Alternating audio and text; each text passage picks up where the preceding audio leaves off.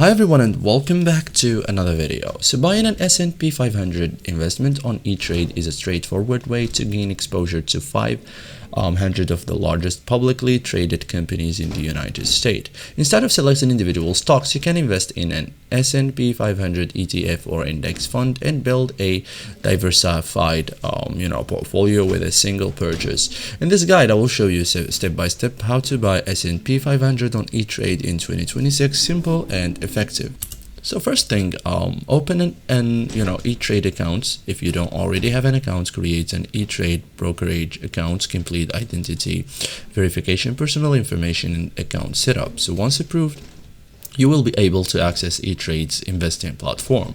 A brokerage account is required before investing. Okay, so then open the trading screen. Okay, so as you can see here, click trading or trade, choose stocks and ETFs, open the order. Okay, so as you can see here in the pictures, okay, so open the order into entry screen. So search for an S&P 500 fund. Common choices include, as you can see here, okay, so you can based on this chart here, VO is one of the largest and lowest cost SP 500 ETFs available. Enter the ticker symbol. Okay, so type VO into the symbol box. Okay, select the ETF from the result and then click buy. Okay, so as you can see here in these pictures that we have in our tutorial here. Okay, so as you can see, based on these pictures, you can do what you want to do. So enter the amount to invest, enter the number of the shares you want to purchase,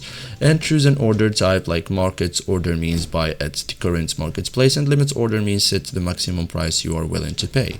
So that's it guys, thank you for watching and see you in the next tutorial.